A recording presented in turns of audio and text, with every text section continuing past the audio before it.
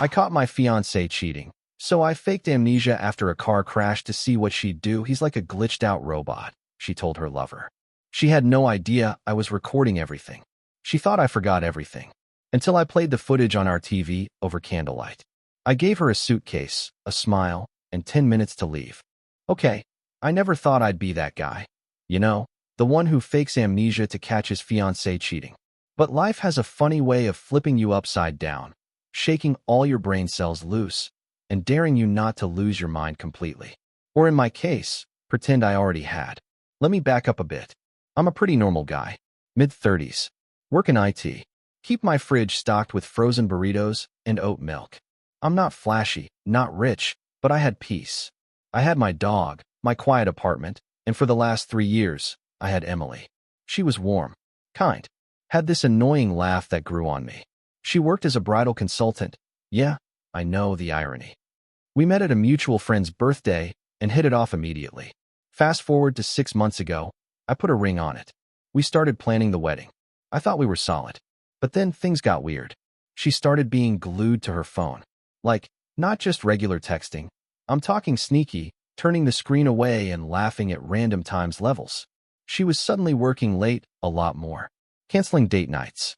Sex life went from can't keep our hands off each other to sorry babe, I'm just exhausted. At first, I thought maybe she was stressed. Wedding planning can do that. I brought it up once. She smiled and told me not to overthink it. You're just being paranoid, she said. Huh. Classic. The turning point?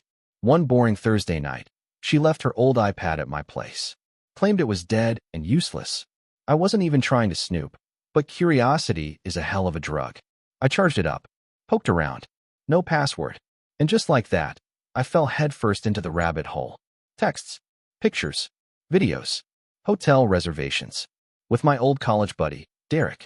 Not only was she cheating, she was cheating with him.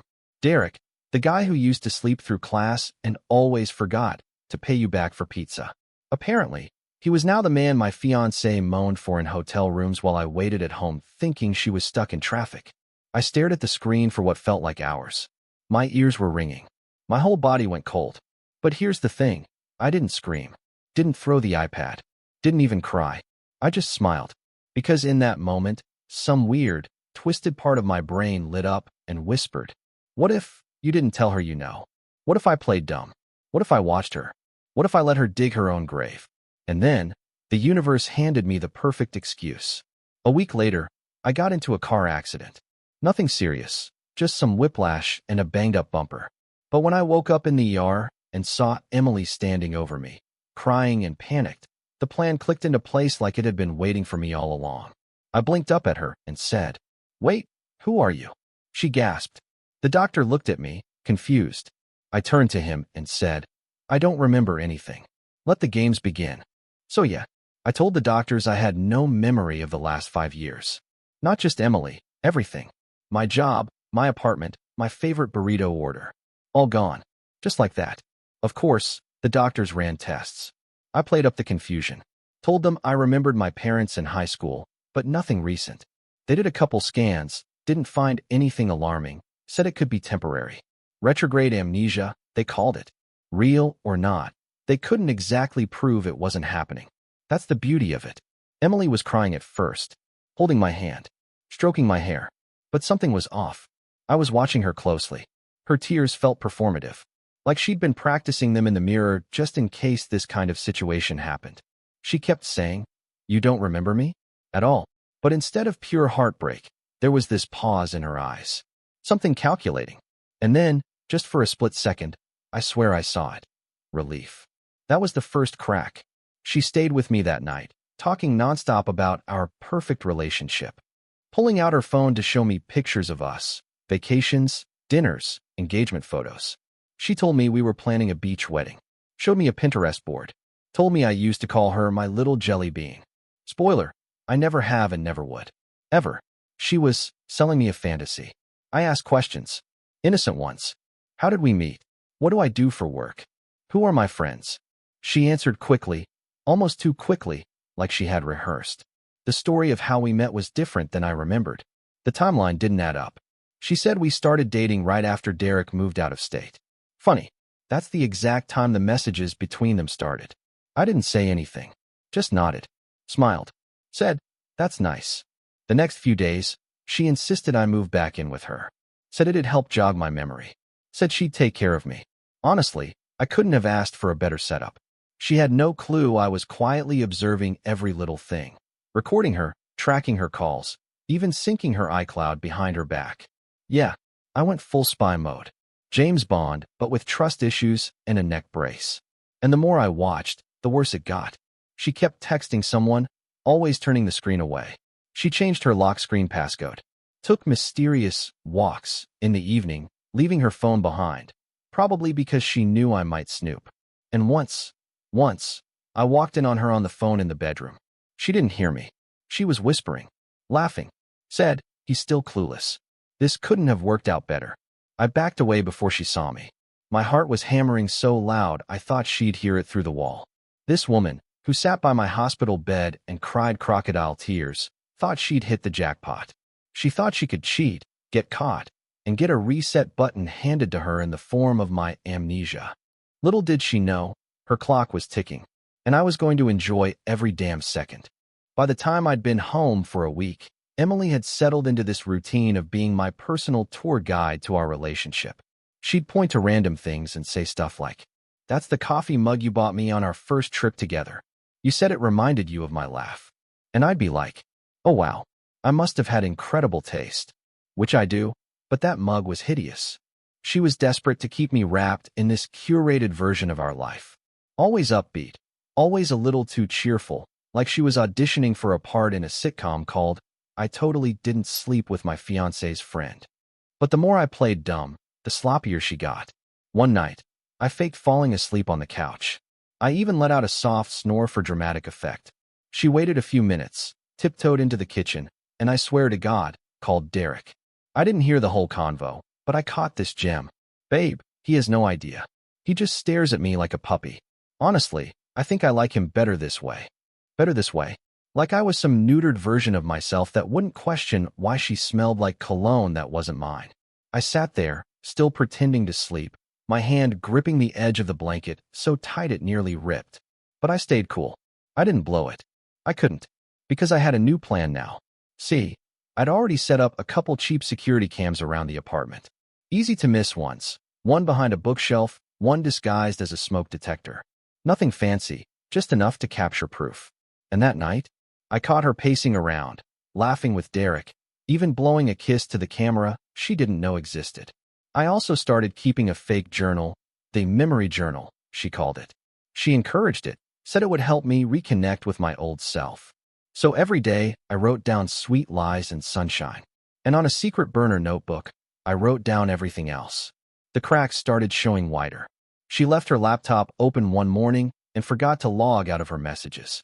I saw texts like, "He's being weird again, staring too much. Ick if I can keep pretending. I might just ghost him and say it's too hard emotionally." And from Derek, "LMAO, he's like a broken NPC." A broken NPC. These people weren't just cheating. They were laughing at me. Like I was some bugged-out character in a video game they could exploit and then delete. I nearly lost it. But instead of storming in, I smiled, shut the laptop, and made myself a cup of coffee with that hideous mug. Better this way, huh? Cool. Let's see how better it feels when the curtain drops. So I decided it was time to stir the pot a little. Not blow my cover. Just enough to make her uncomfortable. Start poking holes. See how fast she panics. That morning, we were having breakfast. She made pancakes. Burnt, by the way. Emily always sucked at pancakes. Something I never told her. But now I was free to be surprised. So I looked up at her, sweet as syrup, and said, "Hey, I was thinking last night. How did we meet again?" She blinked. Froze. Fork halfway to her mouth. At my friend Megan's party, remember? You spilled red wine on my dress." Now pause. In part 2, she told me we met at a mutual friend's birthday and bonded over tacos. And in real life, we met at a bookstore. She dropped a copy of Pride and Prejudice on my foot and said, "Whoops, footnote." I married her in my head right then and there. So yeah, this was her third version of the story. I just smiled and said, "That sounds so cute. I feel like I can almost remember the tacos. I mean, the wine." Her eyes twitched. Later that afternoon, She left to get groceries. Took a suspiciously long time. Came back smelling like hotel soap. Now, call me petty, but I checked her car's GPS history. Bingo. Hotel Kingsley. Same place from the iPad photos. Same place she and Derek liked to work on their cardio. I didn't say a word. Just opened the fridge and said, "Oh, we were out of milk, huh?" She said, "Yeah, and they didn't have the oat kind you like." But there it was. Top shelf. Full. I looked at the milk. Then at her. Weird. She laughed. Nervous. Changed the subject. But I could see it. The cracks. She was unraveling. So I started pushing more. I told her I found a hoodie in my closet with the name Derek stitched on the tag and asked, "Is that mine from college or?" She froze. "Oh, that's, your cousin's. You used to wear it all the time." Funny. I don't have a cousin named Derek. That was the moment I knew. She wasn't just cheating. She was actively rewriting my entire life in real time, thinking I was too clueless to notice. And the best part? I was catching every single lie on camera. I had enough footage now to put together a small documentary, and I was strongly considering uploading it with a dramatic voiceover like. This is the story of how I pretended to lose my memory and lost all my respect for the woman I was going to marry. But I wasn't done yet. No, I wanted one final moment. One final scene where her mask would completely fall off. So I planned a dinner. Candlelight. Music. A fake memory breakthrough. A perfect trap. All right. I had all the receipts.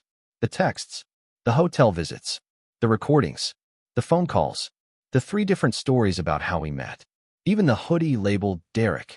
I still laugh when I look at that stupid hoodie. At this point, I could have just kicked her out. But nah, not yet. I wanted a front row seat to the meltdown. So I planned a little evening. I told her, real serious voice, "Hey, I've been feeling weird lately. Like, things are starting to come back."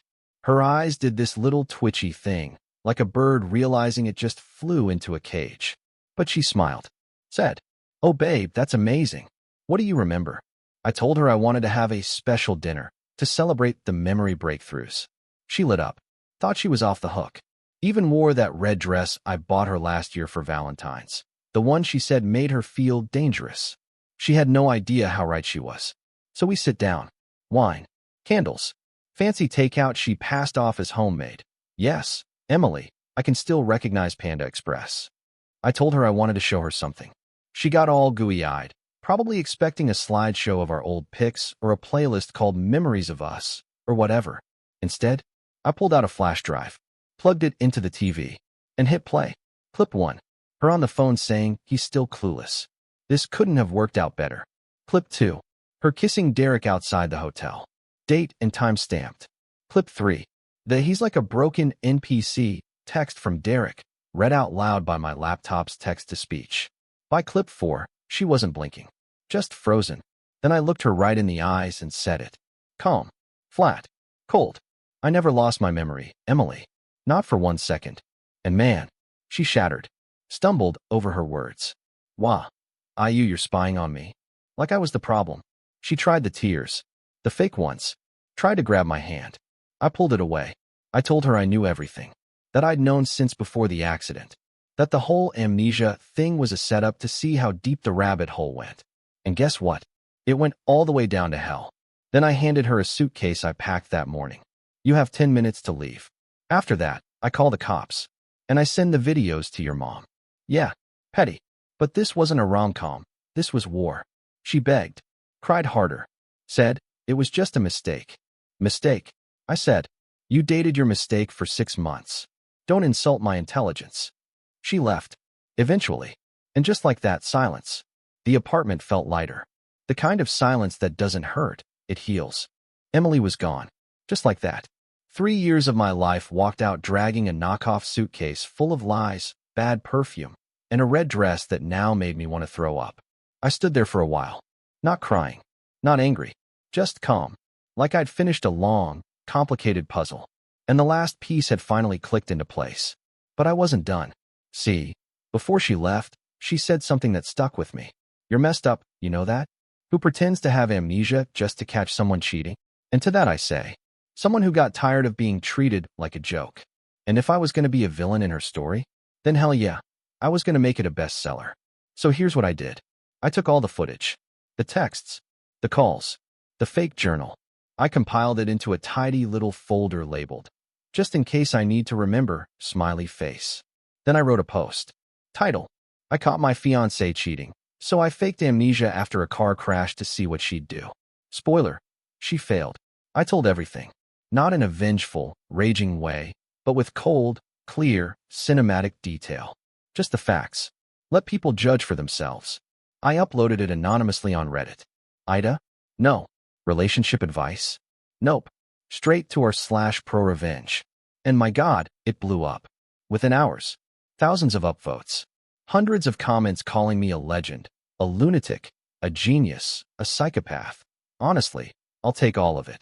People asking for updates, demanding Netflix pick up the rights. A therapist in the comments said, "I don't condone it, but this is art." It didn't take long for it to make its way back to her circle. Her job? Gone. Apparently, the boutique didn't love the idea of a bridal consultant becoming a viral symbol for cheating liar with taste in men as bad as her taste in throw pillows. Derek? Turns out he had a girlfriend too. Had. Now, according to mutual friends, he moved back to his parents' house and deleted all his socials. Guess it's hard to go full alpha when your mom is folding your laundry. And me? Well, I took some time off. Blocked her. Changed my locks. Got a new therapist. Started writing again. Actual writing, not rage journaling. Even made real pancakes one morning. Not burnt. Proud of that. And the dog? Still here. Still awesome. I renamed him Memory. Because memory, I've learned, isn't just about the past. It's about what you do with what you know.